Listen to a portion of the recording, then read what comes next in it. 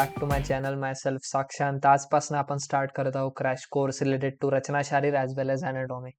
तर आपण आजच्या या व्हिडिओमध्ये जो की पार्ट 1 आहे या क्रॅश कोर्सचा, त्यामध्ये आपण शरीरोपक्रमीय शारीर ते गर्भशारीर या 3 चॅप्टर्सचं ओव्हरव्ह्यू करणार आहोत. कारण हा क्रॅश कोर्स आहे तरी I will be try to cover every topic in detail. तर आपण स्टार्ट करू with the first topic, that is Shariropakramiya Sharir. तर शरीरोपक्रमीय शारीर म्हणजे काय, तर नेमकं शरीराबद्दल सर्व माहिती. म्हणजे आपण अॅनाटॉमी जे शिकतो त्याच्यामध्ये आपण कम्प्लीट शरीरबद्दल किंवा बॉडीबद्दलच्या बॉडीचे स्ट्रक्चर्स, बोन झाले, मसल्स, त्यांच्याबद्दल माहिती घेतो.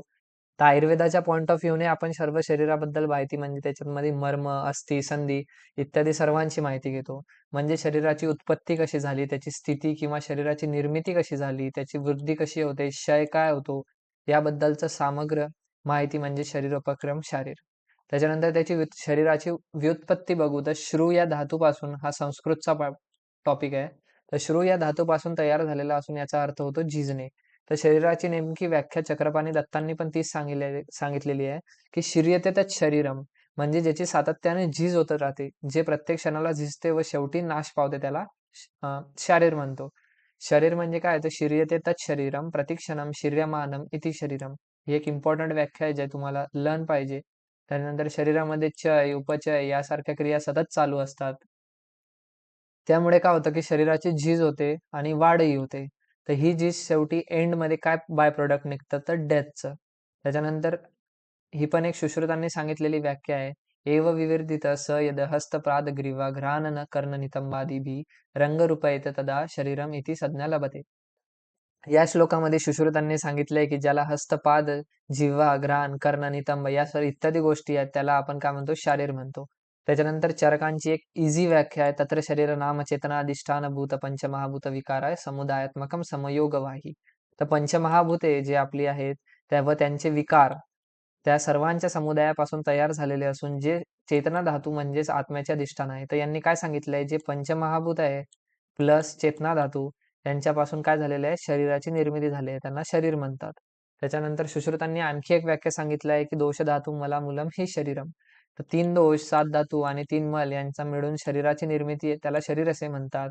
शरीराचे वर्णन उभयात्मक रूपात 2 प्रकारे आढळते, एक स्थूल स्वरूपात आणि एक सूक्ष्म स्वरूपात. त्याच्यानंतर शारीर आणि शरीर. शरीर म्हणजे बॉडी आणि शारीर म्हणजे शरीराचा अभ्यास. तर शारीरची व्याख्या अधिकृत कृत्यम तंत्रम शरीरम. शरीराला आधारभूत धरून जे शास्त्र तयार केले आहे त्याला शारीर म्हणतात. याला शारीर रचना विज्ञान किंवा शरीरशास्त्र असेही म्हणतात. यालाच आपण रचना शारीर म्हणतो. यामध्ये एम्ब्रिओलॉजी, गर्भावक्रांती, अंग प्रत्यंग विज्ञान, ॲनाटॉमी, शारीर क्रिया, फिजिओलॉजी अशा अनेक विषयांचा समावेश होतो. तर षडांग शारीर बघू. षडांग शारीर हा SAQ साठी एक इम्पॉर्टंट टॉपिक आहे. शरीराचा अभ्यास करण्याच्या दृष्टीने शरीराला 6 भागांमध्ये डिवाइड केलंय, त्याला आपण षडांग शारीर म्हणतो. त्याचा श्लोक सांगितलाय, शाखा चतस्र मध्यम पंचमा षष्ठ शरीर इति. तर आपल्या शरीराला 2 हात 2 पाय अशा 4 शाखा आहेत, चतस्र, आणि मध्यम शरीर हे 5व्या नंबरचा आणि शिर जे ते 6व्या नंबरचा, असं 6 अंगांमध्ये ज्याला आपण डिवाइड करतो त्याला षडांग शरीर म्हणतात. तर 4 शाखा कोणत्या, तर 2 ऊर्ध्व शाखा, 2 अधः शाखा, एक मध्य वक्ष किंवा उदर ज्याला आपण ॲब्डोमेन किंवा थोरॅक्स म्हणतो, ट्रंक रिजन, आणि शिरोग्रीवा म्हणजे शिर आणि ग्रीवा या दोघांना मिळून असे आपले षडांग शरीर निर्माण होतं. अशा प्रकारे आयुर्वेद आचार्यांनी शरीराचे 6 प्रमुख विभाग पाडले असून त्यांना षडांग शारीर, प्रमुख अंगे असे म्हटले आहे. अक्ष, हृदय इत्यादी प्रत्यंगे असेही म्हटले आहे. त्याच्यानंतर आपण शवविच्छेदन पद्धती बघू. तर हा मोस्टली जर टॉपिक येत नाही त्याला, त्यामुळे तुम्ही रीड करू शकता, याला आपण स्किप करू. त्याच्यानंतर मृत संशोधन पद्धतीचा एक इम्पॉर्टंट आहे हा श्लोक. तस्मात समस्त गात्रम अविशोपहतम दीर्घ व्याधी पीडितम वर्षशतिकम निसृष्टांतम पुरुषम पुरुषम वगाहन्ते अपगाय निबंध पंजरस्त मुंज वलकल कुशशनादिदा अन्यते मेन वेष्टितः अंग प्रत्यंग प्रकाशे देशे कोथयेत सम्यक पृथुकत चोदृत्य ततो देह सप्तरात्रे उशीर बाल वेणु वलकल कुर्चनामन्यते मेन शनै शनै अवघर्षणेन गादिन सर्वानेव बाह्य अभ्यंतरंग अंग प्रत्यंग विशेषान यथोकृतम लक्ष इच्छुक्षुवा. तर हे सुश्रुत शारीरस्थान 5/106 याचा रेफरन्स आहे. याच्यामध्ये सांगितलेलं काय आहे, समस्त गात्रम ते सर्व म्हणजे मृत संशोधनसाठी योग्य शरीर कसे निवडावे याच्यासाठी त्यांनी ही माहिती दिली आहे. यामध्ये समस्त गात्रम म्हणजे ज्याला सर्व अंग प्रत्यंग सुव्यवस्थित असतील, अविशोपहतम ज्याचा विष प्रयोगामुळे ज्याचा मृत्यू झालेला नसेल अशी ती बॉडी असायला हवी. ते अदीर्घ व्याधी पीडितम म्हणजे मृत्यूपूर्वी त्याला दीर्घ काळामधील व्याधी नसावे. त्याच्यानंतर अवर्ष शतिकम म्हणजे 100 वर्ष किंवा त्यापेक्षा अधिक जिवंत राहिलेले शरीर नसावे. आणि सृष्टांत पुरुषम पुरुषा आंत्रांमधील जो मळ आहे तो काढून घेतलेला हवा, जसं पुरुष इत्यादी. पुरुषम म्हणजे स्त्री शरीरापेक्षा पुरुषाचे शरीर मिळणे सोयीस्कर असावे. त्याच्यानंतर अवगाय निबंध अपगाय. अवगाय अत्यंत अपगाय म्हणजे जिच्यामध्ये पाणी भरपूर आहे पण प्रवाह गती मंद आहे अशा नदीमध्ये शव ठेवावे. म्हणजे काय राहतं की आपण रिव्हर मध्ये बॉडी ठेवायला बेसिकली सांगितलंय. तर ज्याचा काय सांगितलंय, पाणी भरपूर असायला हवं पण प्रवाहाची गती ही मंद असायला हवी. प्रवाहाची गती मंद असलेल्या नदीमध्ये आपण शरीराला ठेवतो, निबंध त्यांना बांधून ठेवावे लागते, कारण जर गती जास्त असली तर शरीर वाहून जाऊ शकते. त्याच्यानंतर पंजरस्थ म्हणजे पिंजऱ्यात ठेवावे, कारण आजूबाजूला जे इतर प्राणी असतात ते त्याचे भक्षण करायला नको यासाठी. नंतर अंगप्रत्यंगे गुंडाळून ठेवणे, मुंज, वल्कल, कुश, शन इत्यादींपैकी एकामध्ये या प्रकारच्या वनस्पती आहे, यांच्यामध्ये अंगप्रत्यंग याचे गुंडाळून ठेवायचे आहेत आपल्याला. अप्रकाशित देशे कोळसे येथे अप्रकट स्थानी. पूर्वीच्या काळी अंधाऱ्यांमध्ये जागी काय व्हायचे की एखादी शव बॉडी दिसली तर त्याच्यामुळे काय व्हायचं, अंधविश्वास पसरायचा. त्याच्यासाठी ज्या ठिकाणी कोणी येत नसेल अशा ठिकाणी शव जे येते ठेवावे. त्याच्यानंतर कोथे येत म्हणजे सोडवावे. त्याच्यानंतर सम्यक प्रकृतीनं म्हणजे संशोधनासाठी उपयुक्त अशा प्रकारे सोडलेले कुजलेले शरीर घासण्यासाठी मृदू बनवते. घासल्यानंतर हळूहळू त्वचा आदी अंग निघून जातात, त्यामुळे त्यांचे परीक्षण सुद्धा करावे. त्यानंतर शरीरात सर्व अंग प्रत्यंग अवयव दिसून त्याचे प्रत्यक्ष ज्ञानाची प्राप्ती होते. तर यामध्ये काही काही औषधींमुळे ते शरीराची जी स्किन आहे ती घासल्या जाते आणि त्याच्यामुळे आपल्याला जे शरीरामधील अवयव आहेत किंवा त्वचा जी आहे ती निघून जाते आणि आपला अभ्यास नीट होतो. त्याच्यानंतर आपण हे मॉडर्नचं एक सांगितलेलं आहे, की कार्बन डायऑक्साईड 1 भाग, ग्लिसरीन 2 भाग, फॉर्मॅलिन 3 भाग आणि पाणी 4 भाग. या प्रकारच्या सोल्युशनमध्ये जे आहे ते प्रेझेंटली बॉडी ठेवली जाते. त्याच्यानंतर आता हे पुरुषांचे प्रकार आहे, हे पण बेसिक आहे, जो आपण मोस्टली टॉपिक बघू. त्याच्यानंतर प्रकृती व हे सगळं क्रिया शारीरमध्ये पण झालेलं आहे. त्याच्यामुळे आपण याला एक हे पण बघू. अव्यक्त जे आहे, अव्यक्त असतं त्याच्यानंतर महताची निर्मिती होते. त्याच्यापासून अहंकार होतात. अहंकाराचे 3 प्रकार असतात, सात्विक, राजसिक आणि तामसिक. त्याच्यापासनं सात्विक आणि राजसिक या 2 अहंकारांपासून 11 इंद्रियांची उत्पत्ती होते, ज्याच्यामध्ये 5 ज्ञानेंद्रिय, 5 कर्मेंद्रिय आणि 1 उभयात्मक मनाची निर्मिती होते. राजस आणि तामसपासून 5 तन्मांत्रांची निर्मिती होते, ज्याच्यापासून महाभूत निर्माण होतात. जसे शब्द, स्पर्श, रूप, रसगंध यापासून आकाश, वायू, अग्नी, जल, पृथ्वी या महाभूतांची उत्पत्ती होते. त्याच्यानंतर आपण सेकंड टॉपिक बघू, जो आहे की आपला परिभाषा शारीर. याच्यामध्ये सगळ्यात पहिली परिभाषा येते ते म्हणजे खुर्चा. खुर्चा इव खुर्चा हा खुर्चा म्हणजे कुंजल ब्रश प्रमाणे, म्हणजे ज्याला ब्रिसल्स असतात त्या टाईपचं जे स्ट्रक्चर असतं त्याला आपण खुर्चा म्हणतो. पेशी, स्नायू, धमनी, शिरा यांचा सन्निपात की जो कुंजलेल्या आकाराचा असतो त्यास खुर्चा असे म्हणतात.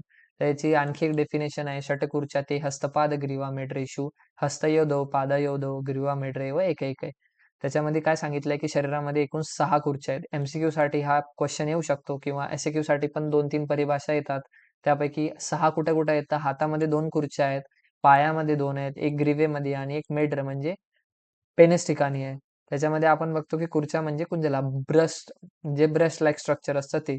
त्याच्यानंतर कंडरा बघू, ज्याला आपण मॉडर्न ऍस्पेक्ट मध्ये टेंडनशी कम्पेअर करू शकतो. वृत्त स्नायवह गोल दोरीच्या आकाराने स्नायूंना कंडरा असे म्हणतात. तर मोठ्या लांब स्नायूंना कंडरा असे म्हणतात. ज्या मसल्स असतात गोलाकारच्या त्याला आपण कंडरा म्हणतो, टेंडन्स म्हणतो. या 16 आहेत. त्याच्यामध्ये हातात 4, पायात 4, ग्रीवामध्ये 4 आणि पृष्ठभागा म्हणजे बॅकमध्ये 4 अशा या आहेत. त्याच्यानंतर आपण बघू जाळे म्हणजे जाल. जाळ म्हणजे जाळे असतं, म्हणजे आता ज्या ठिकाणी मांस, शिरा, स्नायू असती या प्रत्येकाचे 4-4 जाळे असतात. तर जाळे म्हणजे काय, तर ह्या टाईपचं थोडंसं स्ट्रक्चर असतं ते. हे असं ह्या प्रकारचं स्ट्रक्चर असतं. जाल म्हणजे जाळे, मांस, शिरा, स्नायू असती जाल आणि प्रत्येकम चत्वारी चत्वारी. मग मांस, शिरा, स्नायू असती या प्रत्येकाच्या 4-4 जाळ निर्माण होतात, म्हणजे एकूण 16 जाळ आहेत शरीरामध्ये. त्या मणिबंध गुल्फ या ठिकाणी असतात. मणिबंध म्हणजे नॉर्मली आपला एल्बो जॉइंट आणि गुल्फ म्हणजे नी जॉइंट. त्याच्यानंतर संघात बघू, त्याला आपण अस्थिसंघात देखील म्हणतो. त्याची व्याख्या आहे 2 पेक्षा अधिक ठिकाणी अस्थिसमूहास अस्थिसंघात म्हणतात. ज्या ठिकाणी 2 पेक्षा अधिक अस्थी एकत्रित येतात किंवा त्यांचा समूह निर्माण होतो त्याला अस्थिसंघात म्हणतात. स्थाने काय काय दिलेली आहे, तर शरीरामध्ये एकूण 14 अस्थिसंघात आहेत. गुल्फ, जाणू, वक्षण हे 3 प्रत्येक अधोशाखेमध्ये असतात. तसे मणिबंध, कुरपर, कक्षय हे 3 प्रत्येक ऊर्ध्व शाखेमध्ये असतात. अशा प्रकारे एकूण 12 अस्थिसंघात निर्माण होतात. त्याच्यानंतर सीमंत बघू, तर सीमंत 14 शरीरामध्ये आहेत, पण काही ठिकाणी म्हणजे एक ठिकाण आहे ज्याच्यामध्ये शिरस्थळी 5 सीमंत आहेत, त्याला आपण एकच मोजतो त्यामुळे 14 म्हणता येतील आणि जर ते 5 वेगळे घेतले असल्यास एकूण 18 सीमंत असतात. त्याच्यानंतर आपण बघू स्नायू बघू. स्नायू म्हणजे मसल्स. स्नायूची व्युत्पत्ती कधी होते? स्ना अधिक ऊन स्नायू. स्ना या धातूतून तून हा प्रत्यय लागल्याने स्नायू हा शब्द तयार होतो. याच्यामध्ये दोष संबंध बघू की पृथ्वी या महाभूतापासून निर्माण झालेला असल्यामुळे स्नायू हे कफ दोषाचे स्थान आहे. कफामुळे पृथ्वी व जल या दोन महाभूतांचे अधिक्य आहे. मेद व स्नायू हा मेद स्नायू हा मेदाचा स्नायू हा उपधातू असल्यामुळे स्नायू हे कफाचे स्थान आहे. मेदो घ्राणमच्या जीवाच्या कफस्य सुतराम उरह. उत्पत्ती बघू पित्तामुळे पित्तयुक्त वायूमध्ये मेदाचा जेव्हा स्नेहभाग पृथक भाग मांसाला शिरा व स्नायूंमध्ये परावर्तित करतो. शिरा आणि स्नायू यामध्ये फरक एवढाच की उत्पत्तीच्या वेळी शिरा जे आहे ते मृदुपाकामधून निर्माण होतात आणि स्नायू जे आहेत ते खरप्राकामधून निर्माण होतात. एकूण स्नायूची संख्या 900 सांगितली आहे, ज्यामध्ये शाखांमध्ये 600, मध्य शरीरामध्ये 230 आणि ग्रीवा आणि शिरमध्ये 70 सांगितलेली आहे. त्याच्यानंतर त्याचे प्रकार आहेत प्रतानवृत्त, वृत्त, पृथुल आणि सुशिर. त्याच्यानंतर आपण त्याच्यानंतर गर्भशारीर बघू तर गर्भशारीरची परिभाषा गर्भस्थु खल अंतरिक्ष वायव्य अग्नी तोय भूमी विकार चेतनाधिष्ठानभूत. हे चरकांनी सांगितलेली व्याख्या आहे. यामध्ये गर्भ म्हणजे काय तर पंचमहाभूतांचा विकार आणि त्यांची चेतना या सगळ्यांना मिळून गर्भाची निर्मिती होते. तर शुक्रशोणित गर्भशय असता आत्मप्रकृती विकार समूर्छित गर्भ इति उच्यते. ही सुश्रुतांनी सांगितलेली व्याख्या आहे. तर गर्भामध्ये शुक्र व शोणित यांचा संयोग होऊन त्यामध्ये आत्मा प्रकृती विकार यांच्या संयोगातून जो घनीभूत धातू आकार निर्माण होतो त्याला गर्भ असे म्हणतात. त्याच्यानंतर गर्भ उत्पादक भाव काय आहे तर याच्यावर पण एक एसक्यू येऊ शकतो 5 मार्कासाठी. हा एक इम्पॉर्टंट क्वेश्चन आहे. तर गर्भाचे उत्पादक म्हणजे निर्मिती करणाऱ्या भाव पदार्थांना गर्भोत्पादक भाव म्हणतात. तर याचा श्लोक आहे ध्रुवम चतुर्नाम सान्निध्यात गर्भस्यात विधिपूर्वक ऋतुक्षेत्र अंबुबीजानाम सामग्रयात अंकुरयता. जसं तशी या सुश्रुतांनी हा श्लोक सांगितलाय. यामध्ये काय सांगितलंय ज्याप्रमाणे झाडांचा अंकुर उत्पन्न होतो त्यासाठी ऋतू म्हणजे कोणता ऋतू आहे त्यासाठी ते इम्पॉर्टंट असतं. क्षेत्र म्हणजे जमीन काय आहे, अंबू म्हणजे पाणी लागतं आणि बीज लागतं. या 4 भाव पदार्थांचा आवश्यकता असते. या 4 पदार्थांची आवश्यकता या ह्या 4 पदार्थ हे 4 पदार्थ इम्पॉर्टंट असतात. त्याचप्रमाणे गर्भाची उत्पत्ती होण्याकरिता 4 भाग इम्पॉर्टंट आहे. म्हणजे काल कोणत्या ऋतूमध्ये गर्भधारणा झाली आहे, क्षेत्र म्हणजे गर्भाशय किंवा बीजवाहिनी जे आपण फॅलोपियन ट्यूब किंवा युटरस म्हणतो. नंतर रसधातू म्हणजे अंबू असतं जे अम्निकल फ्लुइड आपण ज्याला म्हणतो. त्याच्यानंतर स्त्रीबीज आणि शुक्रबीज स्पर्म आणि ओव्हम या 4 वस्तूंचा संयोग आवश्यक असतो. याच्यापैकी डिफरन्शिएटिंग दिलेलं आहे की गर्भधारणेस योग्य काळ कोणता असायला हवा त्याबद्दल माहिती दिलेली आहे. त्याच्यानंतर क्षेत्राबद्दल माहिती दिली आहे की आपलं जे गर्भाशय युटरस आणि बीजवाहिनी ज्याला आपण मॉडर्न ऍस्पेक्टमध्ये फॅलोपियन ट्यूब देखील म्हणू शकतो. त्याच्यानंतर बीजकोश पण हे एक क्षेत्र येऊ शकतं किंवा योनी. त्याच्यानंतर अंबुबद्दल माहिती दिली आहे की ॲम्निकल फ्लुइड बद्दल आयुर्वेदामध्ये काय काय एक्सप्लेन केलेलं आहे. बीज म्हणजे नॉर्मल आपलं स्पर्म आणि ओव्हम, पुरुष बीज, शुक्र आणि स्त्री बीज त्याच्याबद्दल माहिती दिली आहे. त्याच्यानंतर शुद्ध शुक्राची लक्षणे जी ती इम्पॉर्टंट आहे. स्फटिकांबम द्रवम स्निग्धम मधुर मधुगंधिश्च शुक्रमिच्छन्ति केच्युती तैलशद्र निबम तथा. तर स्फटिकाप्रमाणे श्वेतवर्ण व्हाईट कलरचं द्रव स्वरूप लिक्विड फॉर्म स्निग्ध सॉफ्ट मधुर आणि मधुसारख्या गंधाप्रमाणे असणारे शुक्र हे शुद्ध शुक्र समजावे. तसेच तेल व मधूच्या रंगाचे शुक्र सुद्धा शुद्ध शुक्र समजावे. सौम्यम शुक्र सोमगुण भूयिष्ठ म्हणजे ज्यामध्ये कफगुणाची अधिकता आहे त्याला आपण शुक्र असे म्हणतो. त्याच्यानंतर स्त्रीबीज जे आहे ते ऋतोभावम आर्तवम तर रजशोनी त्याला आपण म्हणू शकतो किंवा रक्तम स्त्री शुक्रम किंवा रजसम.